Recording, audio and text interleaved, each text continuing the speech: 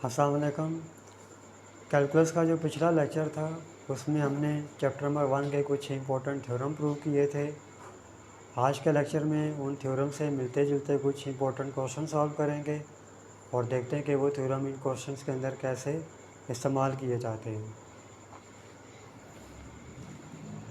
Exercise जो 1.1 है इसके कुछ इंपॉर्टेंट क्वेश्चंस हैं, ये वाले शुरू के क्वेश्चंस हैं, तो देखते हैं कि ये कैसे सॉल्व किए जाते हैं। तो सबसे पहले क्वेश्चन नंबर 3 को देखते हैं कि ये क्या है।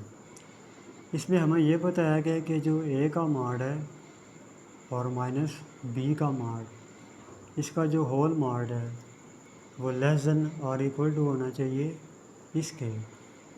इसमें जो ए और बी हैं इनका ताल्लुक़ रियल नंबर से होगा। इसको प्रूव करने के लिए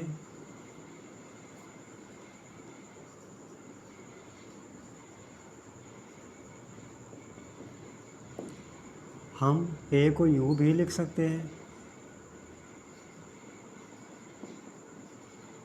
क्योंकि बी और बी कट जाएगा तो हमें दोबारा से ए मिल जाएगा, और इसको मॉड के अंदर लिख लेते हैं। ये और ये असल में एक ही चीज़ है, लेकिन जब हम राइट साइड के जो मॉड्स हैं वो अलग अलग कर देंगे, मतलब इस हिस्से का अलग, इस हिस्से का अलग, अब ये होगा कि जो बी पहले यहाँ कट रहा था वो अब यहाँ कट नहीं सकता, बल्कि ये और ये रिज़ल्ट ऐड होकर इससे बड़े हो जाएंगे। उस बी को हम उठाकर लेफ़्ट साइड पर ले जाते हैं तो वो इधर आके माइनस हो जाएगा, इसको हम 1 कह लेते हैं। तो जिस तरह हमने ए के लिए रिज़ल्ट बनाया, इसी तरह हम बी के लिए भी एक रिज़ल्ट बना सकते हैं। हम बी को यूँ भी लिख सकते हैं, क्योंकि यहाँ ए और ए कट सकता है। यहाँ भी हम यही काम करेंगे कि जब हम इनके मॉडुलस अलग अलग करेंगे तो अब यहाँ ए कट नहीं सकता, ये दोनों बड़े हो जाएंगे और ये छोटा हो जाएगा। इस ए को जब हम लेफ़्ट साइड पर लाएंगे तो ये माइनस हो जाएगा, ये बी ऐसे ही लिखा रहेगा। इस बी माइनस ए को हम यूँ लिख लेते हैं, माइनस कॉमन लेकर ऐसे। मॉड के अंदर जो माइनस भी है तो वो प्लस हो जाता है और ये रिज़ल्ट यूँ ही लिखा रहेगा।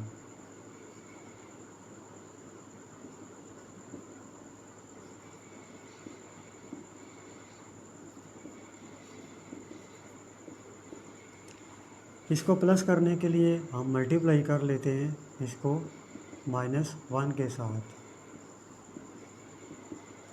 तो जब हम इसको माइनस से मल्टीप्लाई करवाएंगे तो ये प्लस हो जाएगा और ये माइनस हो जाएगा, और जो इनइक्वलिटी है वो अपनी जो डायरेक्शन है वो चेंज कर लेगी और एक माइनस यहाँ भी आ जाएगा। तो मतलब ये हुआ कि ये रिज़ल्ट अब बड़ा हो जाएगा इससे, या ये टोटल रिज़ल्ट लेस हो जाएगा इससे। इसको हम सीधा करके लिख लेते हैं यूँ।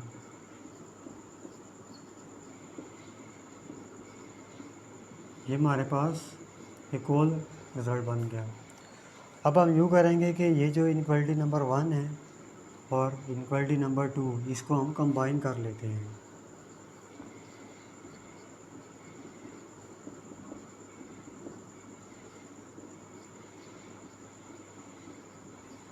तो हम कंबाइन करने के लिए हम छोटी वैल्यू से जाएंगे बड़ी वैल्यू की तरफ। तो 2 में लिखा हुआ है कि ये जो रिज़ल्ट है ये लेस आ रहा है इससे, इसको हम यूँ लिख लेंगे।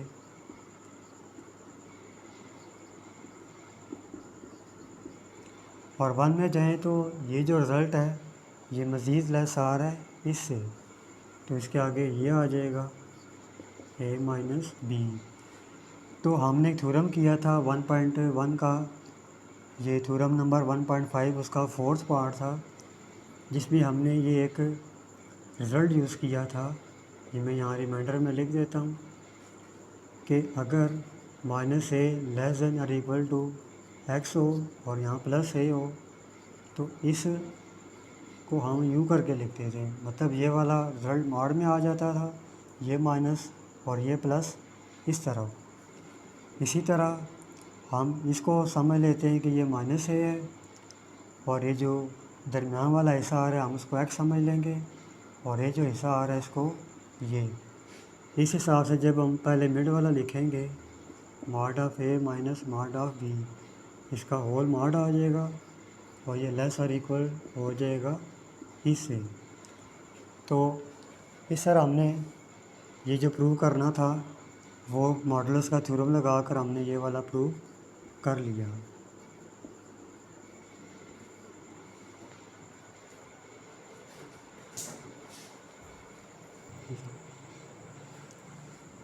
क्वेश्चन नंबर 4 में हमने इस चीज़ को मॉडुलस फॉर्म में लेकर आना है। तो देखते हैं कि इसको मॉड की शक्ल में कैसे लिखा जा सकता है।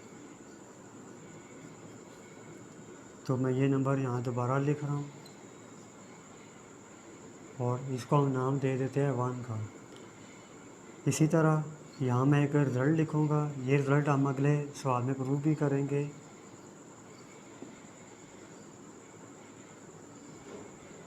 ये रिज़ल्ट हमने इसे मिलता जुलता ही डिज़ाइन किया है, क्योंकि हम इसके ज़रिए मॉड की जो फॉर्म है वो डिज़ाइन कर सकते हैं।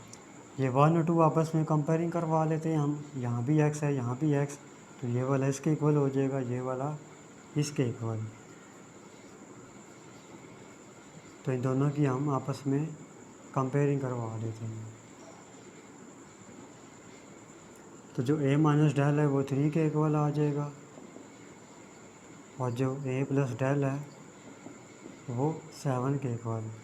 जब हम इन दोनों को आपस में ऐड करेंगे तो हमें ये रिज़ल्ट मिलेगा, और a की वैल्यू हमें 5 मिल जाएगी। ये a की वैल्यू 5 चाहे हम यहाँ पुट कराएं या यहाँ पुट कराएं, तो किसी भी एक में हम पुट कर सकते हैं। तो हम इसमें पुट करवा लेते हैं, इस a की जगह 5 आ जाएगा, ये 5 वहाँ जाके सब्ट्रैक्ट हो जाएगा। तो इस तरह हमें जो डेल्टा की वैल्यू है वो 2 मिल जाएगी। तो हमें a की वैल्यू भी मिल गई और डेल्टा की भी मिल गई। अब हम इसकी जो मॉडुलस फॉर्म है वो लिख सकते हैं। अगर हमारे पास ये नंबर हो तो इसकी जो मॉडुलस फॉर्म है वो यूँ लिखी जाएगी, x माइनस ए लेस दैन डेल। ये फॉर्म हो तो ये इसकी मॉडुलस फॉर्म कहलाएगी। ए की जगह हम इसकी वैल्यू लगा लेते हैं जो कि 5 थी, और डेल की वैल्यू हमने 2 मालूम की थी। तो ये हमारे पास इसकी जो मॉडुलस फॉर्म है उसका आंसर आ जाएगा।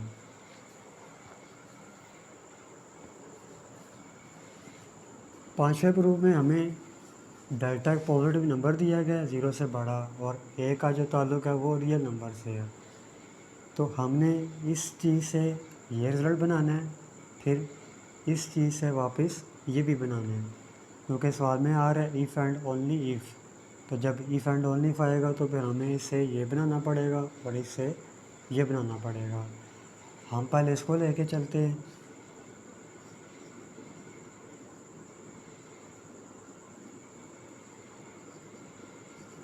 x minus A mod less than del. जब हम मॉड का साइन ख़त्म करेंगे तो इसके साथ प्लस और माइनस आएगा, तो एक हिस्सा इसका प्लस हो जाएगा और दूसरा हिस्सा इसका माइनस में आ जाएगा। हमने a माइनस डेल भी डिज़ाइन करना है और a प्लस डेल भी। तो ये माइनस a जब हम वहाँ भेजेंगे तो ये प्लस में हो जाएगा, और इसको हम नाम दे देते हैं 1 का। ये माइनस हम अंदर अप्लाई कर देते हैं, ये रिजल्ट मैं यहाँ लिखूँगा। यहाँ से हम ये करेंगे कि डेल को इधर ले जाते हैं उठा के, तो वो माइनस हो जाएगा, और ये माइनस एक्स हम वहाँ भेज देते हैं तो ये प्लस। इसको हम 2 कह लेते हैं। अब 1 और 2 को हम कंबाइन कर लेते हैं।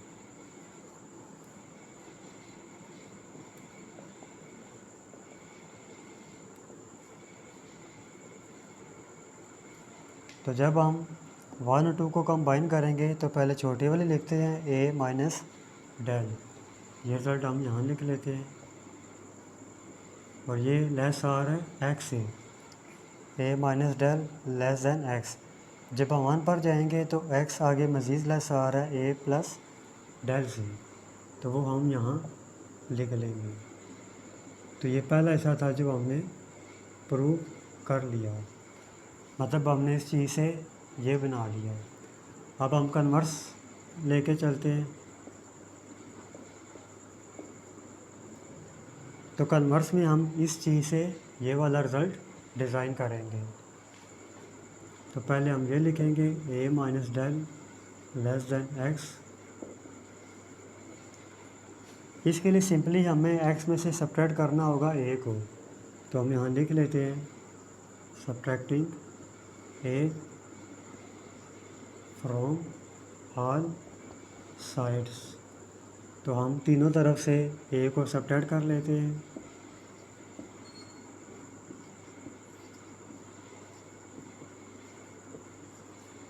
तो यहाँ से ये कैंसिल हो जाएगा, तो बाकी हमारे पास ये रिज़ल्ट बन जाएगा।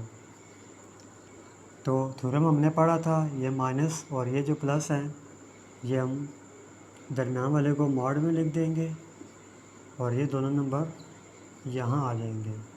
तो इस तरह जो हमारा इसका दूसरा हिस्सा प्रूफ का वो भी कंप्लीट हो जाएगा। जो क्वेश्चन नंबर 7 है, हमें ये इनइक्वलिटी दी गई है और इसको हमने सॉल्व करना है। सॉल्व करने से मुराद है कि एक्स की जो पॉसिबल वैल्यूज़ हैं जो इसको सॉल्व करेंगी वो हमने फाइंड करनी है। तो किसी भी इनइक्वलिटी को सॉल्व करने के लिए हम इसको पहले इक्वेशन में कन्वर्ट कर लेंगे और इसको कहा जाएगा एसोसिएटेड इक्वेशन। एसोसिएटेड से मुराद है कि जो भी अनइक्वल का साइन आएगा हम उसको इक्वल में कन्वर्ट कर लेंगे। तो हम इसको इक्वल में कन्वर्ट कर लेंगे। अब इन मॉड को भी ख़त्म कर देते हैं। जब हम मॉड को हटाएंगे तो ये प्लस और माइनस दो वैल्यू आएंगी। ये प्लस और माइनस चाहें तो आप इसके साथ भी लगा लें, लेकिन राइट वाले के साथ ही हम यूज़ करेंगे ताकि आसानी हो हमें। तो यहाँ से जो प्लस वाला रिज़ल्ट है वो अलग हो जाएगा और जो माइनस वाला रिज़ल्ट है वो अलग हो जाएगा। ये एक्स और ये एक्स इकट्ठे कर लेते हैं और ये 5 हम वहाँ भेज देंगे और यहाँ से जो एक्स की वैल्यू हमें मिलेगी वो ये हो जाएगी -3/7। अब दूसरा ऐसा ये बच गया था हमारे पास, ये माइनस हम अंदर अप्लाई कर देते हैं। अब यहाँ से जो हमें एक्स की वैल्यू मिल जाएंगी वो 5x इधर आ जाएगा और ये 5 वहाँ जाके माइनस हो जाएगा। तो यहाँ से हमें जो एक्स की वैल्यू मिलेगी वो ये हो जाएंगी। लेकिन ये जो हमने एक्स की वैल्यू फाइंड की है ये तो इस इक्वेशन के लिए थी। हमने जो सलूशन मालूम करना है वो इक्वेशन का नहीं है बल्कि इनइक्वालिटी का है। अब आप देखेंगे कि इन दो वैल्यूज़ के ज़रिए इसका जो सलूशन है वो कैसे फाइंड किया जाएगा। हम ये दोनों नंबर ड्रा कर लेंगे रियल लाइन के ऊपर।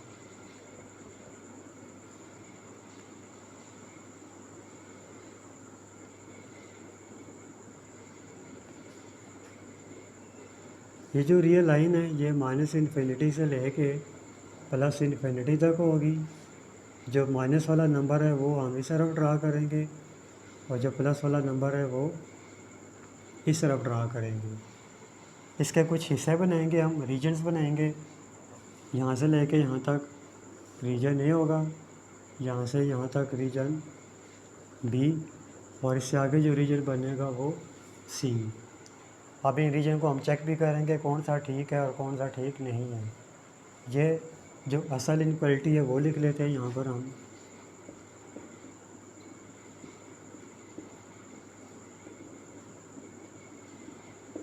ये 2 माइनस 5x, ये वाली हमने दोबारा लिख ली। तो सबसे पहले हम देखते हैं कि जो रीजन ए है, अब रीजन ए जो है वो 3/7 से इस तरफ होगा, मतलब यहाँ से लेके यहाँ तक।